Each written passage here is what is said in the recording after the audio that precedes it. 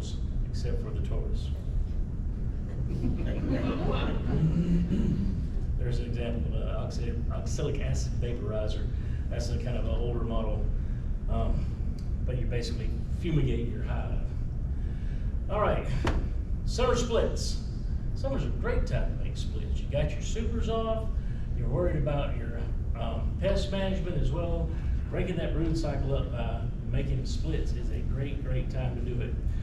But it takes a little bit of babying. You've got to make sure when you make those splits that you have the resources available for those bees to keep them alive. But a lot of people make a lot of splits during the summer. I have myself gone from 6 to 36 hives in the space of a summer just making summer splits. I know people who have done many times that. It's just how crazy and far down the rabbit hole do you want to go. But remember, at some point beekeeping quits being a hobby and it becomes work. It can get very, very laborious if you find yourself with too many hives too quick. I always encourage people, grow slowly. All right, so if you're gonna make splits, you wanna see loads and loads of worker bees. You wanna make sure there are plenty of drones, particularly if you're doing walk-away splits. There are different ways to do splits. You can buy queens and pull resources and add new queens to it. You can do what we call a walk-away split, where we're pulling frames of eggs and larvae out, making splits out of that and let them raise their own queens. You gotta make sure you got lots and lots of drones handy if you're doing that. You can buy queen cells, or you can buy virgin queens. Again, you gotta have lots of drones to make that work. Well-bred queens are very much available during the summer, but you wanna make sure you're getting well-bred queens. You're all lucky you're in Georgia, which is kind of honeybee haven as far as producing honeybees. South Georgia is one of the largest commercial producers of honeybees in the world. Pretty much everybody on the eastern side of the United States and Canada gets their honeybees from Georgia. And anybody who tells you different is lying to you. What they're doing is they're rebuying bees from South Georgia and they're trucking them north and then reselling them. And there are even beekeepers in Georgia that do that. They go right down to Baxley or Jessup, they buy 200 packages and they, for $75 a package, and they roll back up here, they sell them for $95 or $110 a package, and like they're their own bees, but they're not. They came out of South Georgia. There are a few people who raise them, but not a great many. All right, talk about my least favorite thing about the summer in Georgia. It gets hot, and the last few days have been demonstrative of that. It has been crazy. You've got to be mindful of the heat in Georgia for a variety of reasons, not just how it affects your bees, but how it can affect you too. Heat safety is a big, big deal. This is from a screenshot from last year. It's actually hotter the last few days than even this is.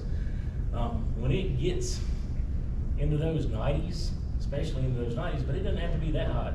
When it gets in those 90s and those triple digits, and you're out there in a bee suit, even if it's just a jacket and a veil, even if you're out there in just a veil and shorts and t-shirt, which is how I often work bees, you can get in a heat crisis fast. You have to be very, very self-aware of what's going on. Heat exhaustion and heat stroke are real problems in Georgia, and you don't want to have to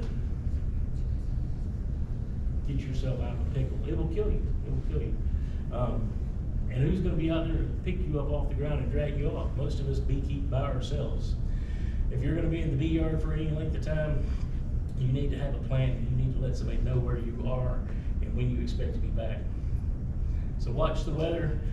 If you're going to work your bees, do it in the morning, do it in the afternoon, before or after it gets real hot. Stay out of the heat of the day. From 11 to 3, there's no excuse to be in a bee yard in June, July, and August in Georgia. Watch the temperature. If it's in the mid-90s, go put some sugar feeders out, sugar water feeders out, and go back in the house. Don't get out there and try to kill yourself doing something to those bees in that kind of weather. Now, this is a unique crowd. There are a lot of young beekeepers out here, but most of you are old farts like me. We're past the top of the mountain, and things don't work like they worked when we were in our 20s and 30s. And those hot temperatures get to us more. Again, working the cooler parts of the day, if you can put your bees in the shade, sometimes it's worth tolerating some of those hive beetles or find some other way to do it. But if you can get your bees situated where you're working the shade, all the better. Know thyself. Know your personal limitations. Burtz gets angry and clumsy, and he rushes when he gets hot. He's not a safe worker in the heat.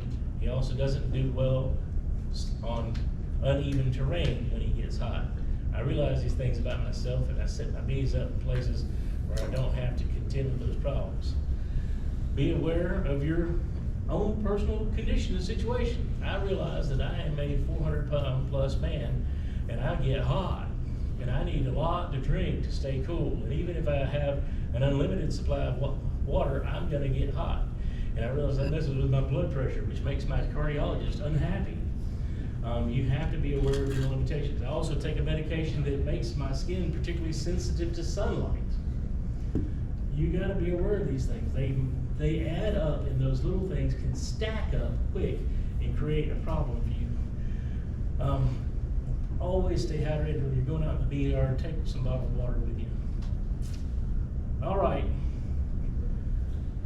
I think I'm about to the end of it. One more time. If in doubt, feed your bees. All right. Plan ahead. Get prepared. Have a plan. Think about what you want to do, when you want to do it, and plan it out.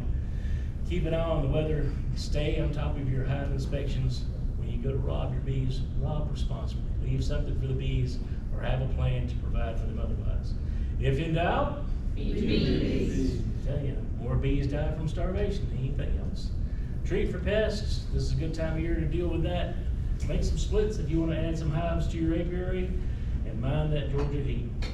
Does anybody have any questions? About 40 minutes is what they told me. I love questions. I have